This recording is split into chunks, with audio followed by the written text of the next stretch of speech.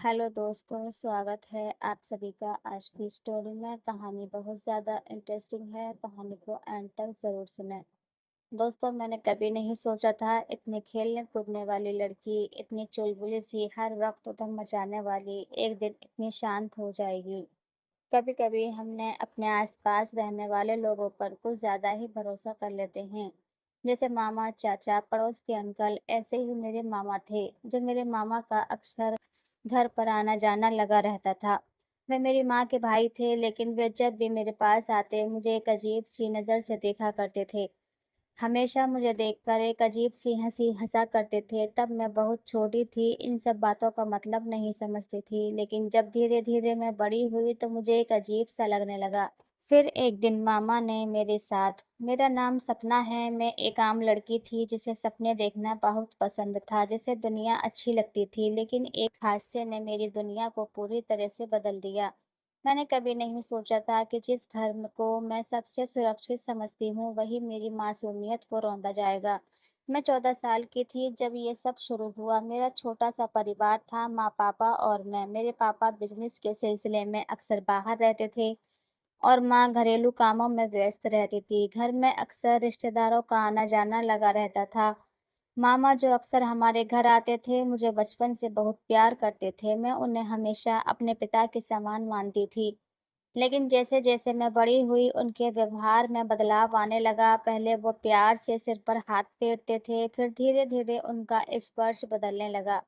कभी-कभी पीठ पर हाथ फिराते और कभी-कभी बिना वजह मेरे कंधे पर हाथ रखकर धीरे-धीरे नीचे तक ले जाते।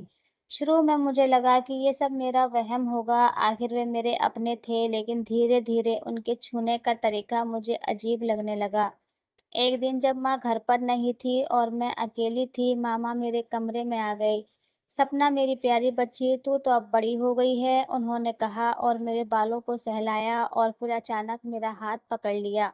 मैंने घबराकर उसे छुड़ाने की कोशिश की, लेकिन उन्होंने जोर से पकड़ लिया। डर क्यों रही हो? मैं तुम्हारा मामा ही तो हूँ, उन्होंने कहा। उनका चेहरा अजीब लग रहा था, उनकी आंखों में एक अलग ही चमक थी। मैं डर से काँप गई, उन्होंने मुझे कसकर पकड़ लिया और ज़बरदस्ती मुझे अपने पास खींचने लगे। मेरा दिल इतनी ज़ोर से धड़क रहा था कि मुझे लगा कि मेरी धड़कनों की आवाज़ पूरे घर में गूंज रही होगी।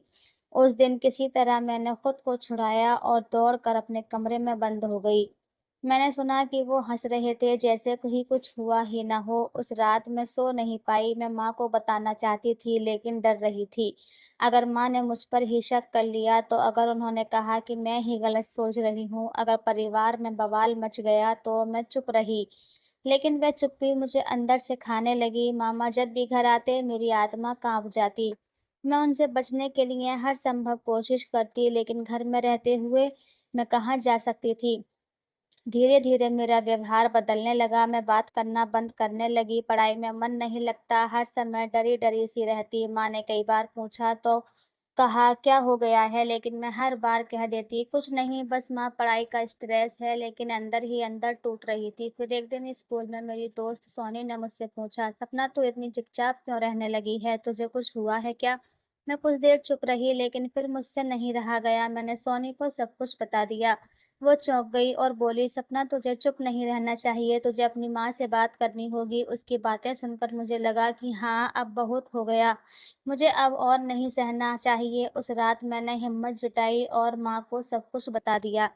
माँ पहले तो सन्न रह गई, उनकी आँखों में आँसू थे, लेकिन वे एकदम चुप थी। मुझे लगा कि उन्होंने मेरी बात पर भरोसा नहीं किया, लेकिन फिर उन्होंने मेरा हाथ पकड़कर और कहा, सपना तुझे पहले ही बता देना चाहिए था, अब मैं तुम्हें ये सब नहीं सहने दूँगी।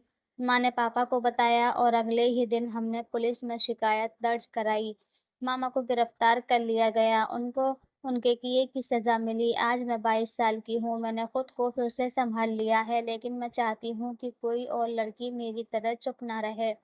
अगर तुम्हारे साथ कुछ गलत हो रहा है, तो डरो मत, शर्म मत करो, ये तुम्हारी गलती नहीं है, आवाज़ उठाओ। क्योंकि चुप्पी सबसे बड़ा अपराधी है। दोस्तों, कभी-कभी हम अपने माँ-बाप के डर से उन्हें कुछ नहीं बताते। हमें ये लगता है कि अगर हमने अपने माँ-बाप को बताएँगे तो कहीं न कहीं वे हमें ही गलत ना समझ बैठें, हमें ही कुछ बातें ना सुना दें। तो इसलिए मैं अपने माँ-बाप से नहीं कहना चाहती हूँ कि अपने बच्चों को हमेशा बैड टच और गुड टच के बारे में ज़रूर सिखाएँ। जिससे बच्चों को पता चल सके कि सामने वाला व्यक्ति उनके साथ गलत कर रहा है और हमें हमेशा अपने बच्चों के साथ फ्रेंडली रहना चाहिए। अगर हम अपने बच्चों के साथ फैमिली रहते हैं, तो बच्चे हमसे कोई भी बात नहीं छुपाते, में सारी बात बताते हैं। कुछ माँ-बाप ऐसे होते हैं जो अपने बच्चों को डरा-धमका कर रखते हैं, जिसकी वजह से बच्चे अपने माँ-बाप से बातें छुपाते हैं और आने वाले टाइम में बहुत ही बड़ी परेशानी का सामना करना पड़ता है। तो दोस्तों ये थी सपना की कहानी। आपको ये कहानी कैसी लगी? प्लीज़ दोस्तों कमेंट करके ज़रूर बताना। कहानी अच्छी लगी हो तो वीडियो को लाइक करें, चैनल को सब्सक्राइब करें। मिलते हैं एक और नई कहानी के साथ, तब तक के लिए धन्यवाद।